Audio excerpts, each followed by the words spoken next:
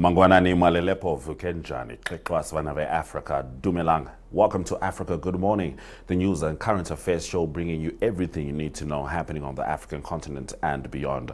On this show, we'll be joined by Rorisang Mogojwe as she delivers the Botswana Report from Gaborone. But prior to that, these are some of the top stories we'll be looking at. Africa braces for economic and security fallout from Middle East war. U.S. sanctions Rwanda's army over DR Congo conflict. Rwanda rejects one-sided U.S. sanctions on RDF.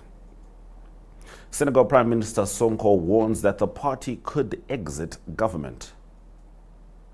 Zimbabwe releases over 4,000 prisoners under amnesty. Shoprite reports profit rise, and this is amid low-price inflation. And U.S. faces obstacles in Congo minerals push. DSTV285 GOTV 285 Network Media Hub and NTVAFRIKA.MY.NA are precisely where you can watch the show. My name is Ashwin Berry. Top stories shortly.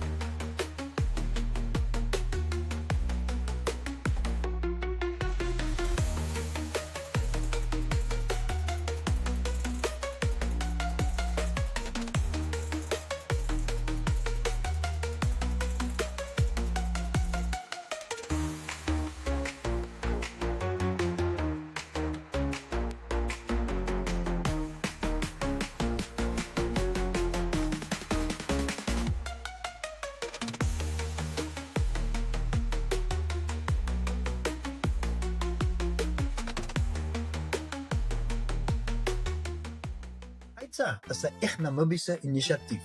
Ons reis op die hartklop van Afrika en vertel stories van mense en hulle dorpe op verskeie platforms insluitende televisie en sosiale media. Dit is joune, syne, julle en ook almal van hulle aan die ander kant van ons grense sinne. En dit maak Aitsa 'n lekker ding. Kyk Aitsa maande om 18:30 op NTV185.com as ook op Netwerk Media Hub en NTV Afrikaans se YouTube kanale. Volg ons op Facebook of besoek ons webwerf by DSTV285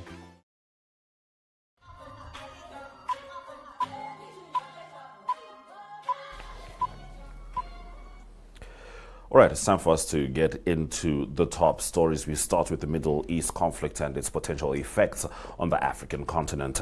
The escalating confrontation between the United States, Israel, and Iran is rapidly becoming an African concern, with governments across the continent monitoring economic shocks, security risks, and diplomatic pressure. Rising global oil prices linked to instability around the Strait of Hormuz threaten fuel costs in import-dependent economies, raising fears of inflation, transport hikes, and pressure on already strained public finances. Several African states have issued travel advisories to citizens in affected Middle Eastern countries, while airlines servicing Gulf transit routes face disruptions as regional airspace closures persist. The African Union has called for restraint and dialogue, warning that further escalation could destabilize global trade flows that many African economies rely on.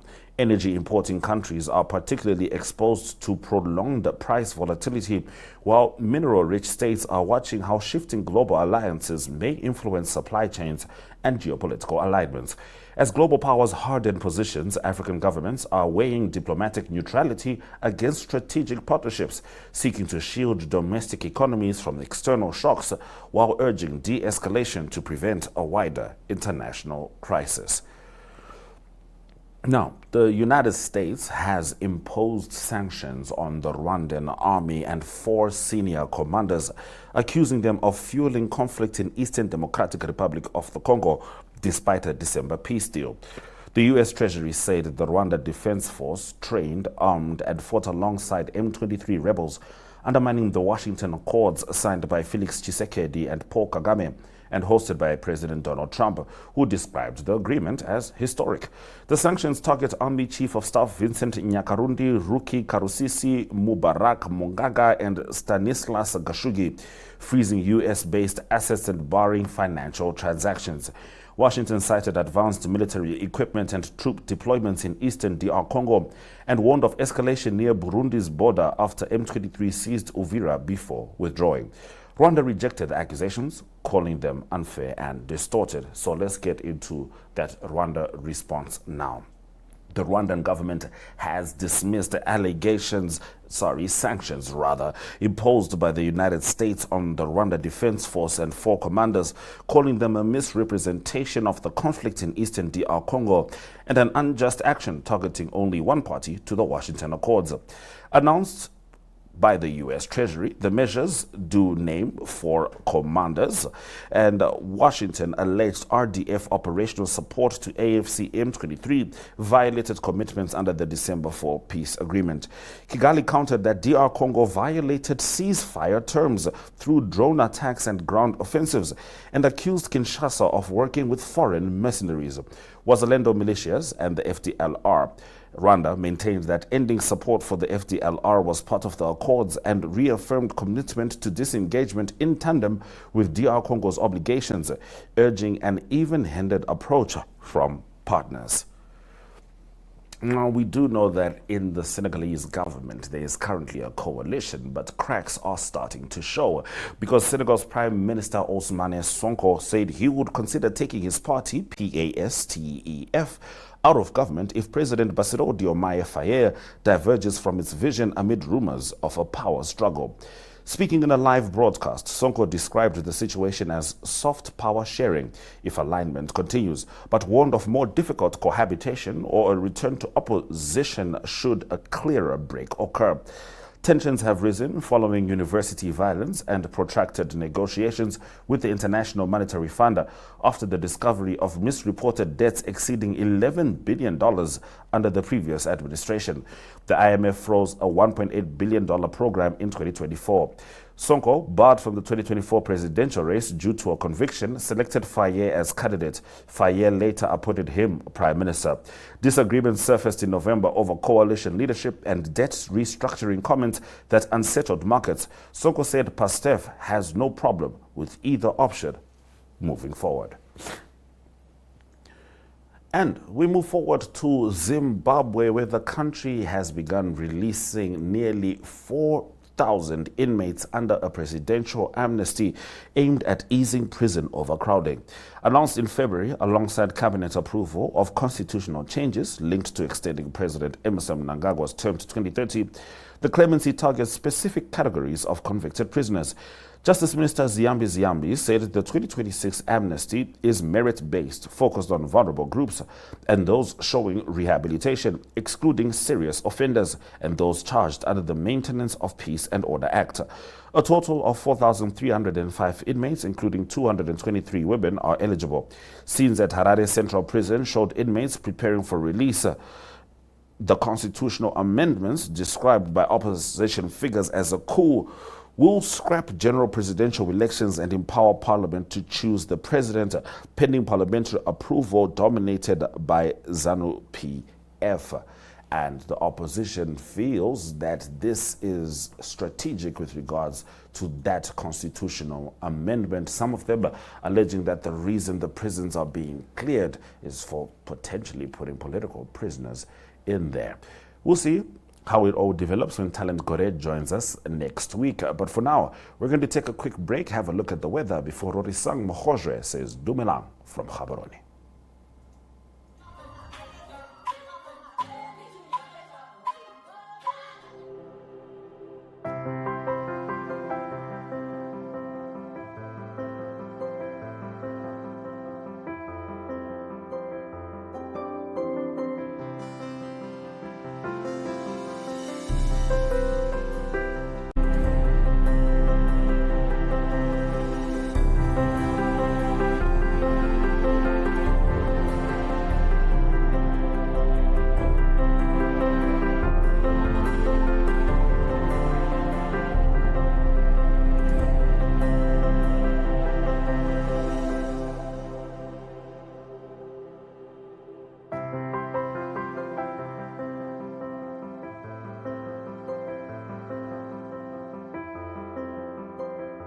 Business First Africa is a forward-looking business show that goes beyond balance sheets to capture how Africans are building, creating, and living. Afrotech explores innovation, AI, and digital systems shaping the continent's economies.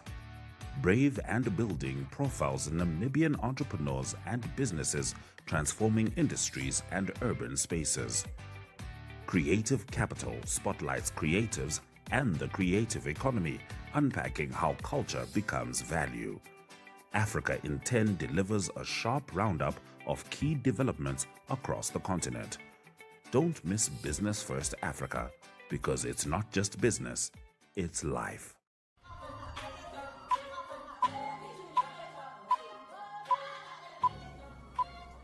It's time for us to be joined by Rorisang Mogojwe, who had to do this segment via Zoom, but it's all good. Dumelang, Rorisang. Good morning, Dumelang. Thank you so much for having me. It's always a pleasure to be here on Africa. Good morning.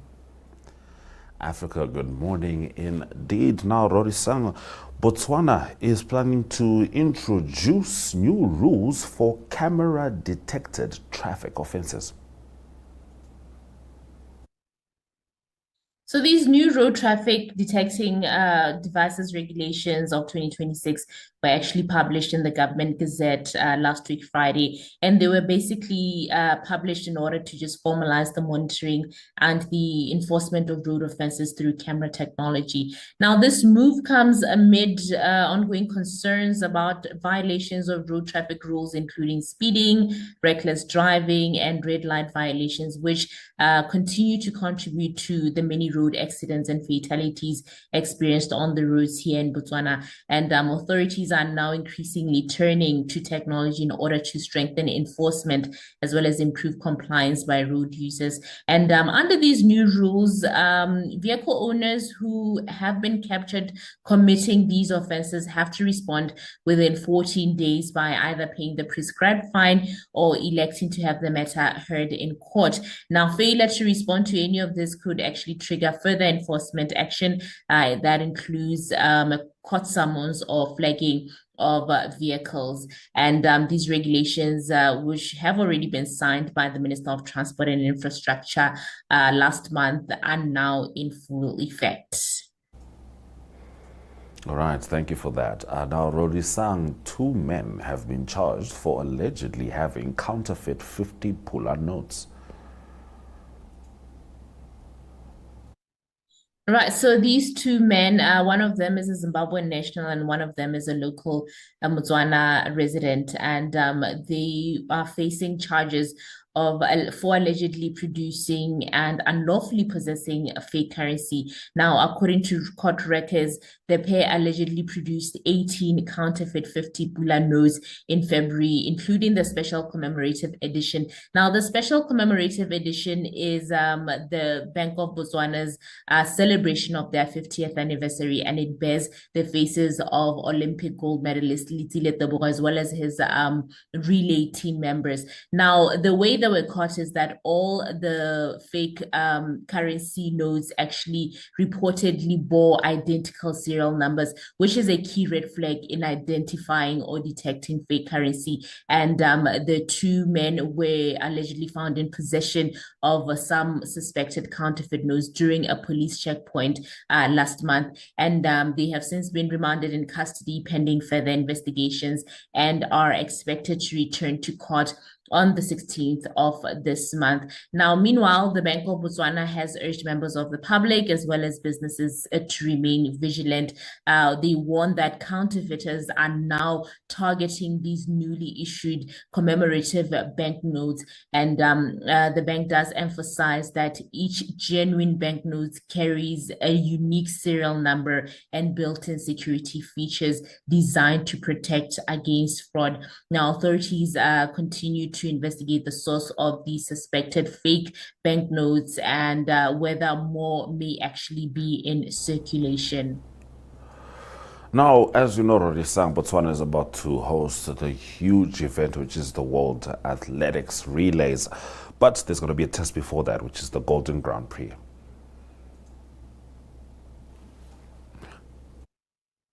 Now, the Grand Prix is set for the 26th of April at the National Stadium right here in Gaborone, which is exactly 1 week before Botswana hosts the World Athletics Relays from May the 2nd until the 3rd, marking one of the biggest athletics events ever staged in the country. Now, under a memorandum of understanding that was signed, the World Athletics Relay Gaborone 2026 local organizing committee will support the arrival and coordination of international athletes for the Grand Prix. The partnership will also see this local organizing committee focusing on training as well as upskilling of technical officials in order to ensure seamless delivery of both competitions. And the officials will be using the Grand Prix as a test event, and organizers will actually use this event to assess critical areas such as athletics, logistics, as well as accreditation systems,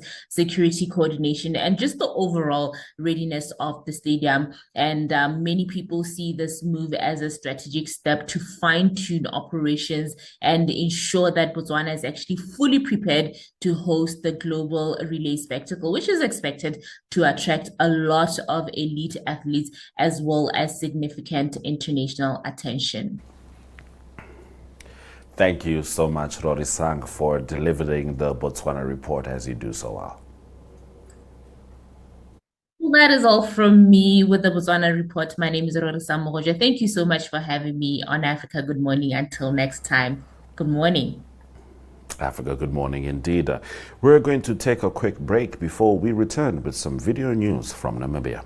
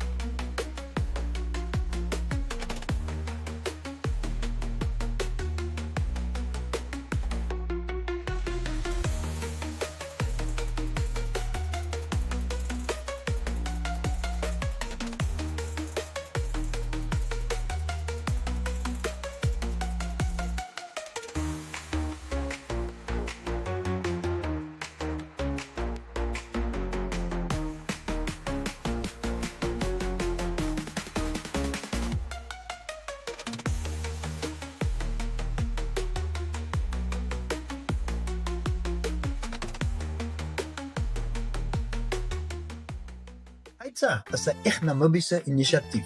Ons reis op die hartklop van Afrika en vertel stories van mense en hulle dorpe op verskeie platforms insluitende televisie en sosiale media.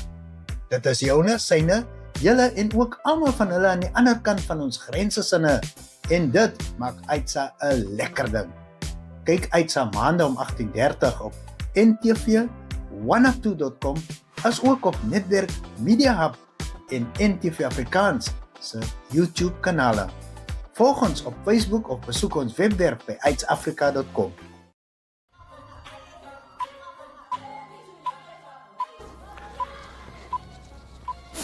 So as we said, we're getting into the news stories from Namibia. We are starting with the Teachers Union of Namibia Secretary General Mahongora Kavihoa, who questioned the decision by President Netumbo Nandi-Ndaitwah to have civil servants receive healthcare from state hospitals starting the 1st of April 2026.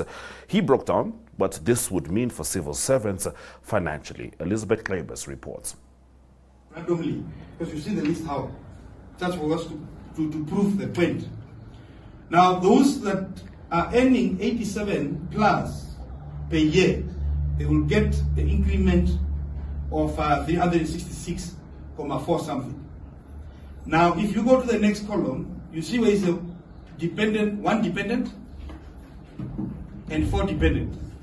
Meaning that if you are a public servant and you have only 1 dependent, 1 child, your contribution, contribution will be 360. That's a new contribution now. Your child and 1 dependent. 360. Now, if you take the 360 that you're going to pay for now new medical aid minus your increment, you are going to left only from your increment $6. You understand the picture now? The column. And then you move.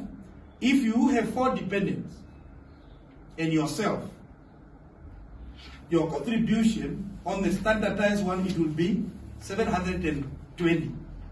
Now if you take the 720 minus your increment, you are going to be in the negative of that one. Now we talk about the Namibia Investment Promotion and Development Board, which launched the Namibia Investment Guide in Windhoek, highlighting 7 key volumes aimed at guiding investors. Acting CEO Jessica Hawanga said Volume 7 provides an overview of Namibia's policy and regulatory frameworks governing access to land for investment, clarifying step-by-step processes. Have a look. A comprehensive overview of Namibia's policy and regulatory frameworks governing access to land for investment. It is aimed to clarify step-by-step processes and key requirements for investors seeking land for projects across priority sectors, and to clearly define all technical terms related to the land matters. We acknowledge ENS Namibia for taking on this complex subject matters. Last round of applause, please. Investment landscape is constantly changing, and to retain investment and our competitiveness, it is imperative for Namibia to remain agile in responding to these winds of change. The Namibia Investment Guide is therefore not cast in stone and will remain a living set of